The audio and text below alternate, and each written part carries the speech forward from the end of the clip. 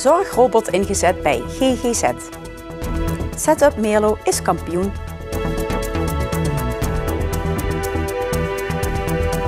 Het is vandaag 20 april. Dit is het Pelemaasjournaal.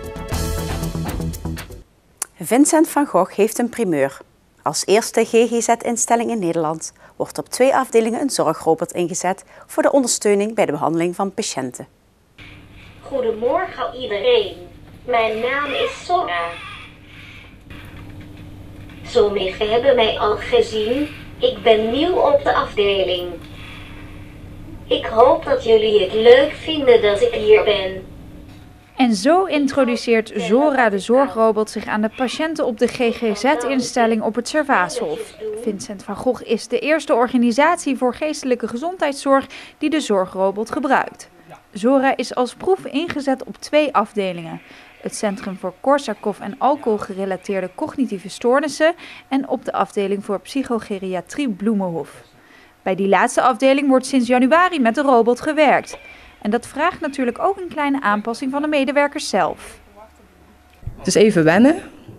En inderdaad van robot in de zorg, help, wat gebeurt er nu? Gaat hij nu mij vervangen? Dus ik geef ook altijd heel duidelijk aan van nee, het is echt ondersteunend.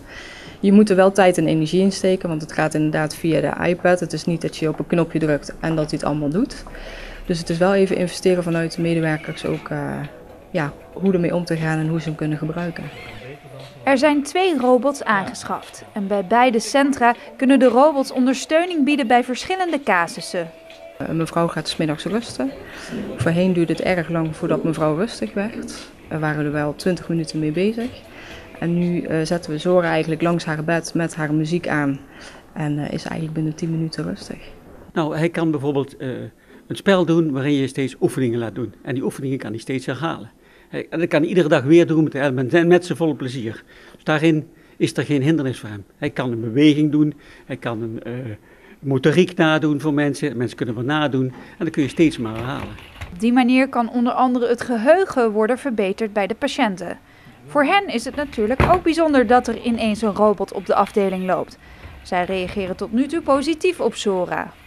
Ze vinden het leuk. Dat is natuurlijk in eerste instantie. Ze vinden het een leuk, koddig ding. En dat roept toch wel wat vragen over van, wat doet hij eigenlijk, wat kan die? En in het begin dacht je van, zouden ze er wel iets mee willen? Maar hij daagt je wel uit als je hem ziet dadelijk van, het is toch een leuk ding. Mensen raken wel geprikkeld om er iets mee te doen. Nou, ik wil hem vandaag dat hij een sport gaat doen. Een sport? Ja. Of een dansje? Nee, eerst sport. Frank en Patty zijn 2 verpleegkundigen die met de robot werken. Want alhoewel het om een automatische robot gaat, kan Zora nog niet alles zelf. Bij Zora hoort een tablet. En op deze manier kunnen wij Zora laten spreken, dansjes laten doen, maar ook laten lopen. Dus het is eigenlijk heel eenvoudig. We hebben nu vooral geoefend met spelletjes, zoals rekenspelletjes of spreekwoordenspelletjes. Ook oefeningen om te bewegen doen wij met haar. Dus de cliënten reageerden wel goed op.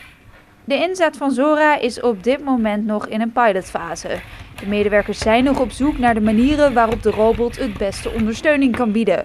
De verwachting is dat de kwaliteit van het leven van de patiënten er in ieder geval op vooruit gaat. En Zora zelf, die heeft het wel naar haar zin. En hoe bevalt het hier, Zora? Ik ben hier nog niet zo lang. Toch voel ik mij hier erg thuis.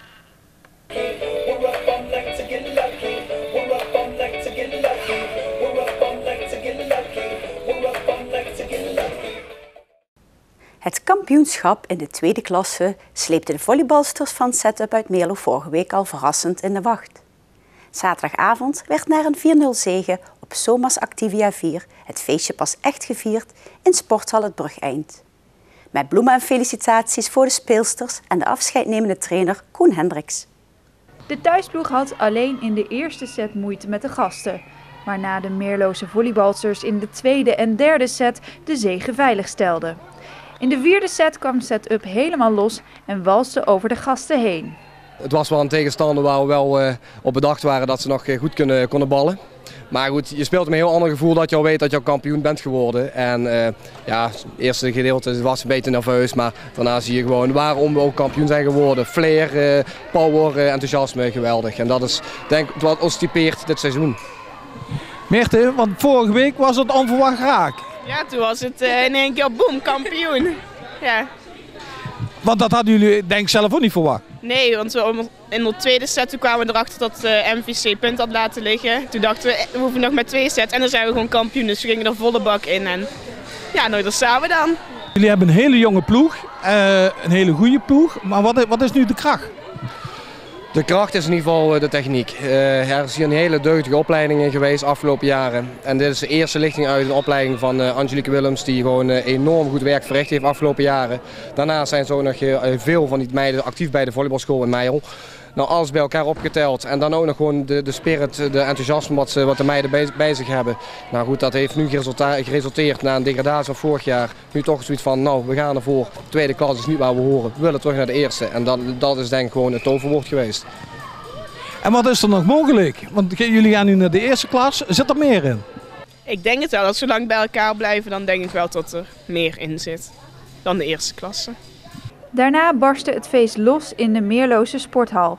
De vreugdetranen werden afgewisseld met tranen van verdriet over het afscheid van coach Koen Hendricks, die al na 1 seizoen vanwege maatschappelijke ontwikkelingen Setup verlaat.